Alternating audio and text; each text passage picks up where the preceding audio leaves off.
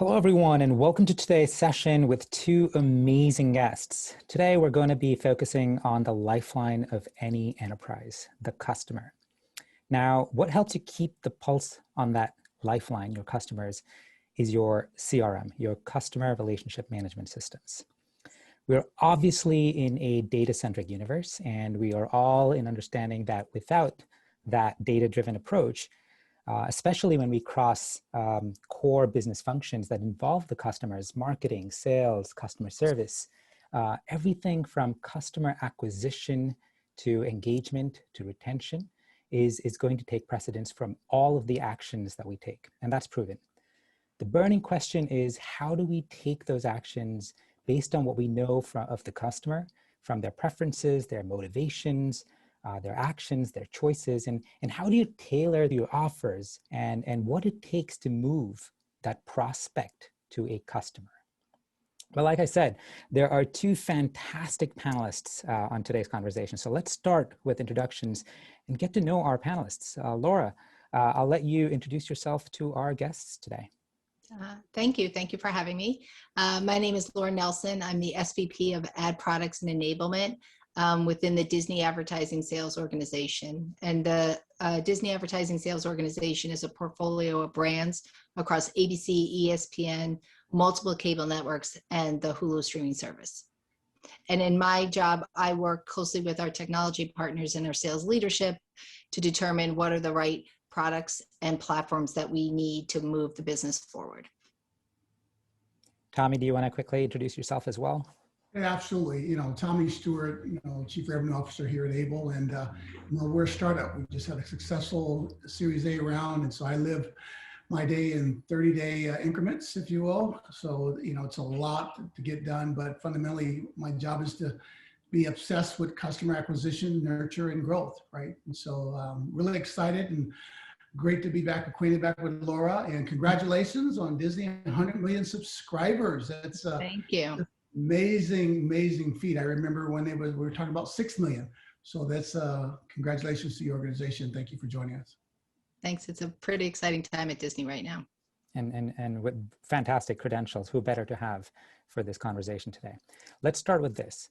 Most enterprises, we are all very familiar with this, that even the early stage ones have gone through some form of expensive, time-consuming process of implementing a new customer relationship and management or a CRM system. In fact, I have that number. It's 91% of companies with more than 11 employees today have that.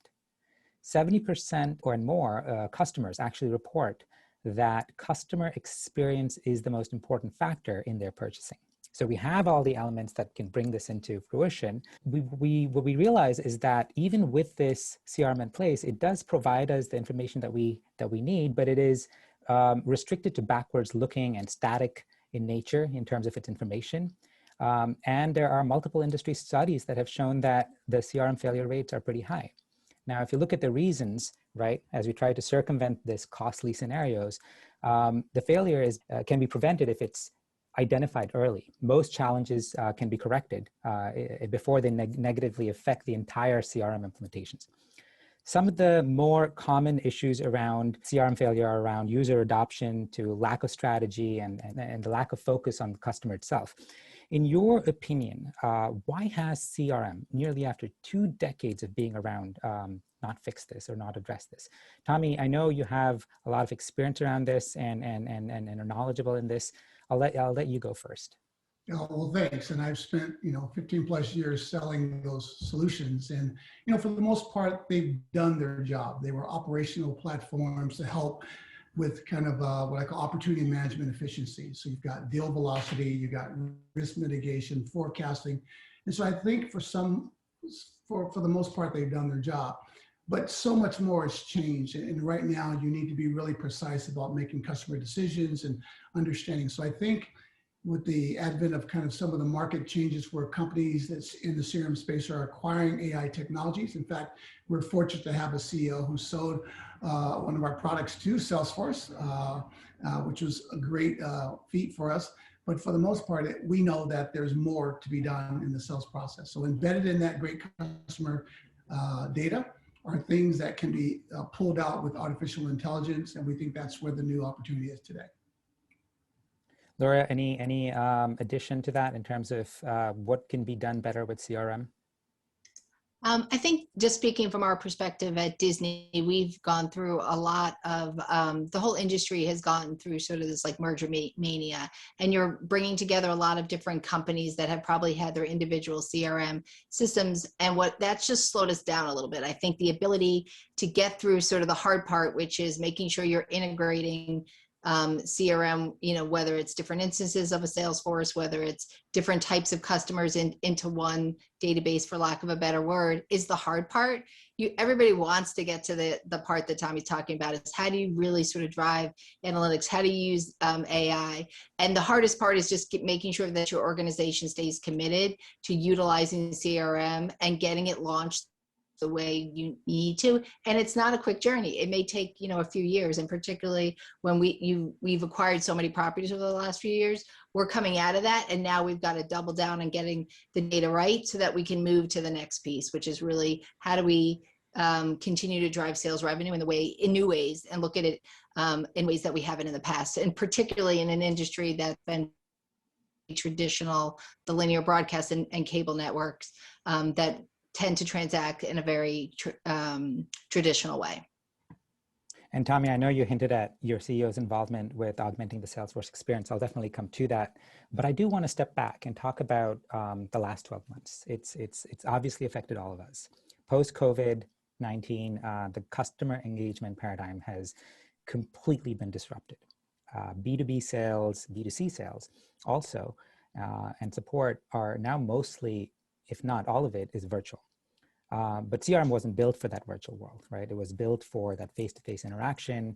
But now it's all on Zoom or Google Meet or team meetings or Slack meetings or whatever that is. But it is reduced to a short 30-minute, browser experience. So, when you're dealing with issues around headcount constraints to reallocation of marketing funds, is there a different normal? Or a new normal, or what is that change that has happened to sales today? Laura, perhaps you could start with how the ad sales business has changed in the last 12 months. And to the audience, obviously you can connect that to your own businesses, but I just wanted to get Laura's perspective to start off with. Yeah. I mean, I think there's two things. I think we've realized that, as a sales organization, that we have the ability to be more agile and adjust to the type of working environment we're all going through. I think there was a lot of concerns in the business. We're going to lose that touch with the clients. We're not going to be able to continue to transact. Everybody's going to have to work from home. And here we are a year later, and business is continuing to grow. And actually, I think our overall business is seeing the efficiencies that come from some form of work from home, whatever that may be. So I think in general, I think the industry is adjusted in a way, in a positive way, although we all miss seeing each other very much. I would say in terms of actually like our business itself is further impacted by COVID. The amount of movement of people watching streaming services and changing the way that they're consuming and the amounts of content they're consuming has just been, a huge change in the way our industry is looking at the supply that we have to bring to the market. We have always been, had the supply of linear inventory. We've been seeing digital and streaming growing. We clearly had some impact as it relates to live sports or even some of the disruption to our production, but just the uptick in the amount of people moving to SVOD services, AVOD services is just changing our business forever. Tommy, I know you and I have had several conversations around disruption for sales. I'd love to take your opinion on this as well. Yeah, I mean, at a high level, I think COVID or disruption doesn't ask permission, right? Our competitors aren't going to come knock on your door and tell you that they're going to come take your market share, right? So there's so many uncertainties. And so leveraging technology to kind of predict and understand what are some of those blind spots that you don't see in a spreadsheet or a dashboard are going to be important.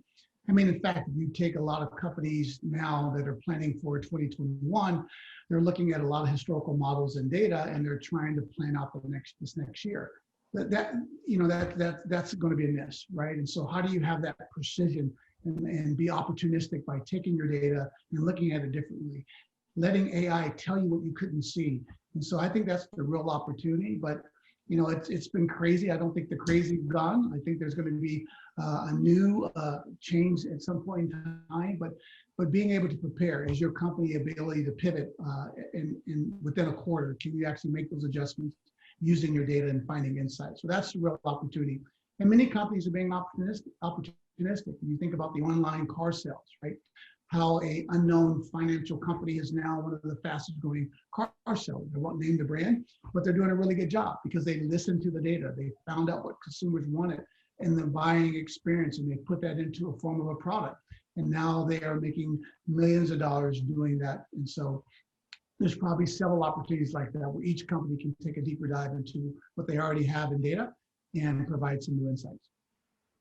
So absolutely, right? With the disruption, as much of a negative word it can be, that certainly brings its opportunities, and lots of companies have proved this. I mean, look at that stock market today, right? And how some of these companies are faring. So for good or for worse, the question is, how do we pivot? Does the current day of CRM, as the way it's made available to, like I said, 91% of companies are using it, how does it help drive revenue? I know strategically we can make all these decisions, but how do we take advantage of this asset? And do the old ways of CRM fit the new norm of our business? Tommy, I'll start with you this time, since you have experience with CRM. Both from a business impact standpoint, does the current day of CRM, does it cut it for the new norm? And where does AI fit in, since I know you work closely with that technology as well? Yeah, and I think I would start, kind of focus on the impact, right? What's really, really going to be important is, us as a company, we start with the customer problem first and work our way backwards, right?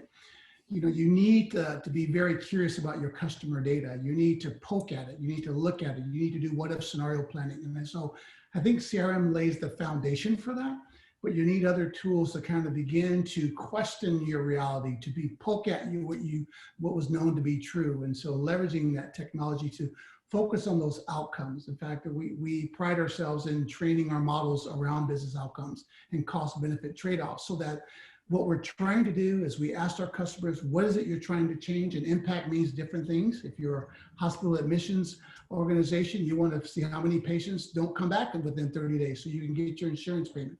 Impact means a lot of things to a lot of people, but that's our primary focus. So I think there's an opportunity for CRM to shift its data to impact and allowing the new technologies to enhance that. And I think there's going to be a great upside for a lot of companies. You're right. So impact does mean different things to different people. And Laura, for you specifically in the ad sales world, we know that you're facing constant disruption, right? We know you've dealt with a ton of business acquisitions across, various broadcasting networks to a collection of brands that possibly created more silos. And silos, have always been a problem for enterprises. And now it's just become bigger as an issue. Does the current day CRM, is it befitting? Is there things that it can do better to help you grow and move forward?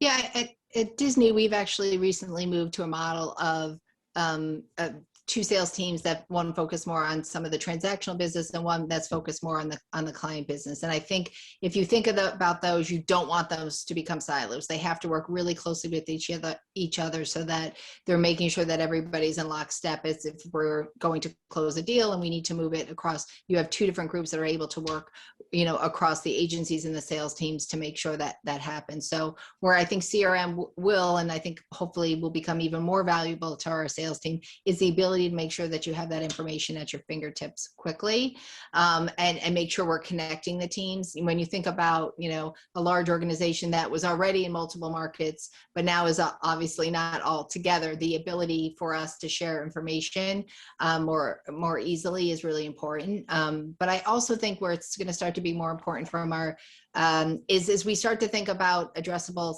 selling, we think about the ability for more businesses, from small businesses all the way to mass marketers, being able to compete in more automated ways to buy our inventory, particularly our digital inventory. We're going to need to start to track, right? If some, what are the trends we're seeing in those small businesses that can have more of a self-service model? What are the trends we're seeing in the program, in the advertisers that are leading into programmatic? And how are we starting to move money from linear to digital? It really becomes and I think where AI and different tools come in is how are we actually taking that information and using it for yield management in the future? And that's really where we need to start to pivot. We have these different pockets of way people are buying our inventory, but we need to more holistically look at it.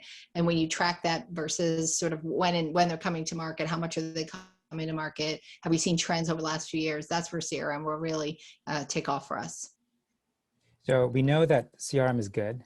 We know that every bit it gets better, it means more for customer acquisition, it means more for customer retention, and can really catapult your bottom line, right?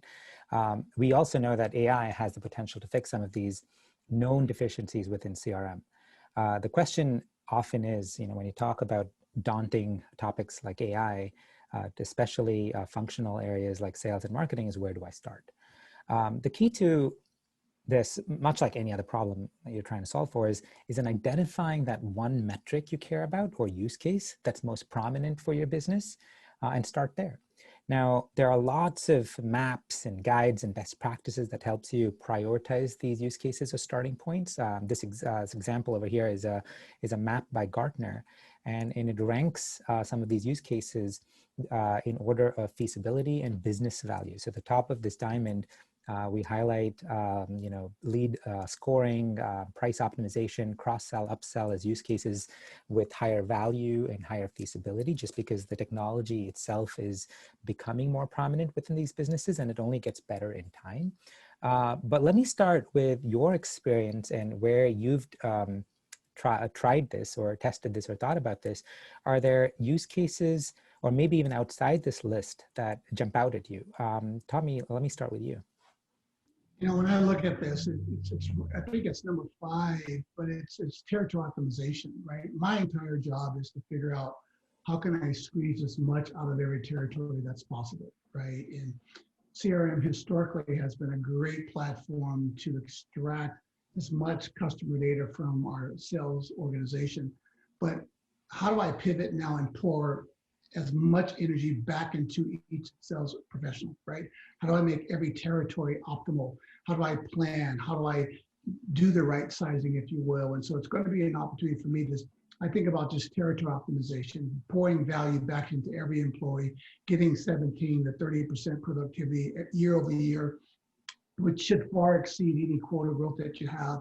And that's the real opportunity for us. And so I think in those terms, because each individual that comes that carries a quota, that's carrying the revenue for our organization, is an important asset. And so my job is to fundamentally figure out, how do I optimize that selling environment? What are the most profitable opportunities should you pursue? What customers are likely to churn? Which ones are going to be likely to actually come on board? And so using our technology to try to drive those optimal territories globally is kind of how I see as a great opportunity, great use case for AI. Laura, your take on this? I talked a little bit before about yield optimization and price. Obviously, that's really important. But I think as building on more of this self-service and having sort of the full funnel of advertisers, I think demand generation is going to be really important for us, because that's a totally new area. We have a legacy of historical advertisers, the mass marketers that spend with us every year. But as we start to compete with, the walled gardens, they are already in the space. They're already reaching out on sort of the local, like all the tiers of different types of advertisers. So I think it's important for us to think about how can we start to bring out a new base of advertisers that don't currently, that may not currently be within our roster. Okay, and when you're thinking about launching these experiences and augmenting your CRM experience that's geared towards impact, there are implications for your company from an overall strategy standpoint, from a technology of choice standpoint, the ability to be dynamic, training, all of that. Laura, especially in your world, your business is changing dramatically, as we sort of talked about. Ads are changing, broadcast cable has evolved into streaming, new landscape of customers, Amazon, Google, right? Social media, in fact, Quibi with their new 10-minute videos. There's a host of new competitive channels that are marching in every day and week. Directionally, what would your expectation out of AI be when it comes for automation and managing business disruption, or from a strategy standpoint? What advice do you have for the folks out here? I think I think Disney's in a really great place in the marketplace. We've had, we have the ability to, have live big events on broadcast. We have a big footprint in sports. I mean, ESPN is a leader in sports. We have a ton of entertainment catalog, whether it be TV, or films, and now we have the place to stream it in multiple places, whether it be an SVOD or an AVOD environment. I think what we need to do, speaking, collectively for the company, is how are we starting to move our viewers across, all of the different platforms that they view our content, and how do we connect the dots to make sure that we are thinking about that customer and the value of that customer. And I would say, in the last year, the company has reorganized outside of just ad sales to take that viewpoint, because we need to make sure that we are distributing our content in the right places, that we're moving our customers across our ecosystem, and we're maximizing ultimately the revenue we get, whether it's from a subscription or advertising.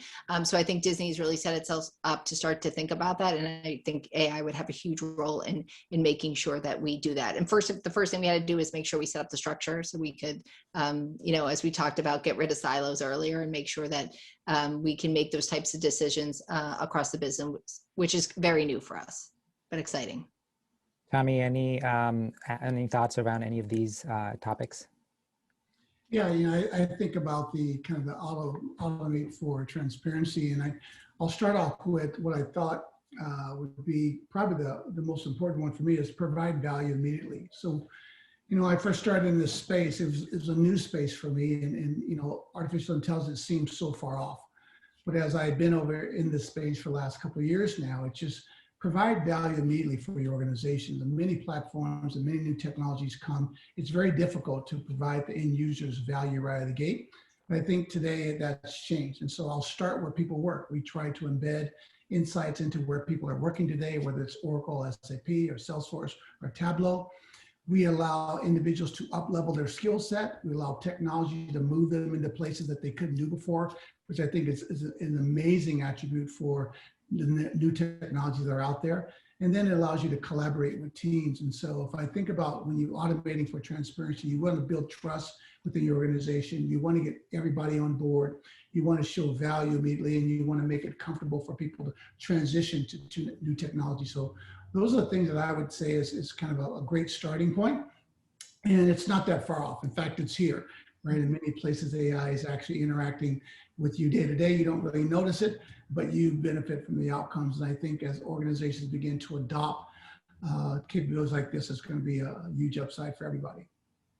What a fantastic conversation this has been. And I know you and I and all three of us here can just continue talking about this for days. But we would like to give our audience bite-sized content that everyone's after today. So let's move on to closing thoughts. And I'll leave you with the audience with this, based on what I've heard in the last 20 minutes or so. Just like any other problem that you're trying to solve, identify the pain points that matter to your business. Like I said, there's plenty of maps. At Aible, we have our own maps. We do this both by industry and by functions. As leaders of the sales business or the marketing business or a supply chain business, there is technology that work towards fixing those pain points. But the starting point has to be identifying the challenge and solving for it. What is that metric you're after? Second one, always stay focused on the business objectives. Oftentimes we get lost in technology for technology's sake, but there's numerous success stories, and this is just a snapshot. And we worked with several customers to stay, in the parameters of what your end goal is, and keep your focus on the prize, and stay steered towards it. Whether it is going after the leads that are coming in, whether it is making more efficiencies across your shipping line, whatever that is, figure out what that is, and you can affect and impact your bottom line. And numerous reports out there, the Gartner reports that have come out there, helps you select the right technologies that are geared toward this. So this is a couple of options for you to look at if you are looking at evaluating technology that can actually help you get there and augment your existing investments in CRM. And lastly, and as Tommy and Laura highlighted, anticipate constant change. What we took for granted prior to COVID is that change isn't constant. I think COVID only reinforced that change is constant and it can just slap you in the face when you least expect it.